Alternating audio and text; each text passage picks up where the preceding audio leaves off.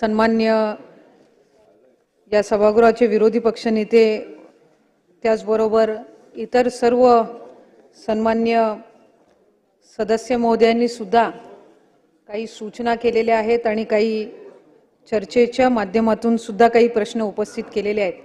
मी आपल्या अनुमतीने विरोधी पक्षनेत्यांनी या संदर्भामध्ये भाषण करत असताना काही मुद्दे विभागाच्या निगडीत या ठिकाणी उपस्थित केले। अध्यक्ष महोदय, महिला व बाल विकास विभागात सन 2023-2024 मध्ये 6517.48 कोटी इतका निधी हा अर्थसंकल्पामध्ये प्राप्त झाला आणि त्यापैकी साधारणपणे 80% अधिक निधी हा विभागाने खर्च केलेला आहे। अंगणवाडी सेविका, अंगणवाडी कर्मचाऱ्यांचे मानधन असेल, या संदर्भामध्ये सुद्धा प्राप्त झालेला निधी हा त्या ठिकाणी विभागाच्या माध्यमातून खर्च झाला। मधल्या कालावधीमध्ये साधारणपणे 3 महिने अंगणवाडी सेविका, कर्मचारी, मदतनीस हे त्यांच्या विविध मागण्यांच्या संदर्भामध्ये त्यांचं उपोषण त्यांनी त्या ठिकाणी सुरू ठेवलेलं असल्यामुळे त्या कालावधीतलं मानधन वगळता कुठलंही मानधन या ठिकाणी अंगणवाडी सेविका किंवा मदतनीस यांचं थांबवण्यात आलेलं नाही। विभागाच्या माध्यमातून बाल संगोपन योजना ही त्या ठिकाणी राबवली जाते।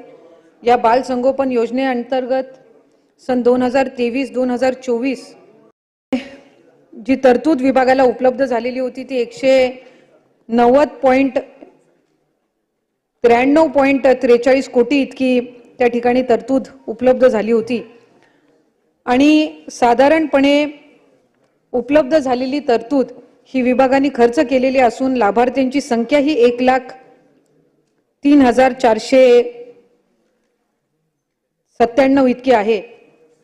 त्यामुळे आपल्या माध्यमातून मी निश्चितपणाने सन्मान्य विरोधी पक्षनेते यांनी उपस्थित जे केलेले मुद्दे आहेत यामध्ये आम्ही विभाग म्हणून अधिकाधिक निधी हा जो उपलब्ध झालेला आहे हा खर्च त्या निमित्ताने करत आहोत।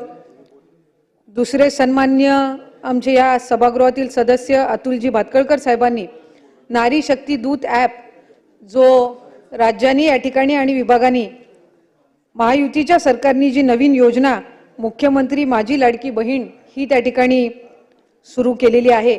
1 जुलैपासूनच या संदर्भातली नोंदणी ही सुरू केलेली आहे आणि नारी शक्ती दूत ॲप यामध्ये ऑनलाईन फॉर्म हा अवेलेबल केलेला आहे। यामध्ये GR पहिला इश्यू केल्यानंतर, शासन निर्णय निर्गमित केल्यानंतर काही सुधारणा त्यामध्ये करण्यात आलेली आहे आणि ज्या सुधारणा करून तिथं आम्ही ते ॲप अजून अपडेट करत आहोत। आणखीन काही सूचना सुद्धा आलेल्या आहेत, त्यामुळे त्या सुद्धा या ॲपवर आपण लवकरात लवकर अपडेट करून या ॲपची क्षमता सुद्धा या एका आठवड्याभरातच ॲपच्या ज्या काही सर्व तांत्रिक बाबी आहेत त्या निश्चितपणाने सोडवल्या जातील। या व्यतिरिक्त जिल्हा बँकेतल्या ज्या अकाउंट असतील किंवा पोस्टच्या ज्या अकाउंट्स असतील हे सुद्धा त्या ठिकाणी ग्राह्य धरल्या जाणार आहेत। त्यामुळे त्या संदर्भामध्ये सुद्धा मी अध्यक्ष महोदय आपल्या अनुमतीने या ठिकाणी सभागृहातील सदस्यांना माहिती देऊ इच्छिते। सन्मान्य सुनील प्रभू साहेबांनी लाडली बहीण योजनेअंतर्गत काही त्रुटी आहेत त्या दूर केल्या जातील का, ॲपच्या संदर्भातलाच त्यांनी विषय या ठिकाणी नमूद केला। त्याच्यामुळे मी आत्ताच आपल्या उत्तरामध्ये सांगत असताना ज्या काही ॲप मधल्या सुधारणा आहेत आम्ही पोर्टल सुद्धा त्याचं डेव्हलप करत आहोत। त्याच्यामुळे पुढच्या एका आठवड्याच्या कालावधीमध्येच पोर्टल सुद्धा हे निश्चितपणाने उपलब्ध असणार आहे। त्यामुळे ऑनलाईन मोबाईल ॲप सहितच पोर्टलवर सुद्धा आता फॉर्म उपलब्ध होणार आहे। ऑफलाईन फॉर्म स्वीकारण्याची सुद्धा प्रक्रिया ही गतीने सुरू आहे आणि साधारणपणे 15 लाखापेक्षा अधिक ऑनलाईन फॉर्म्स हे ऑलरेडी पात्र फॉर्म्स हे ॲपवर रजिस्टर झालेले आहेत।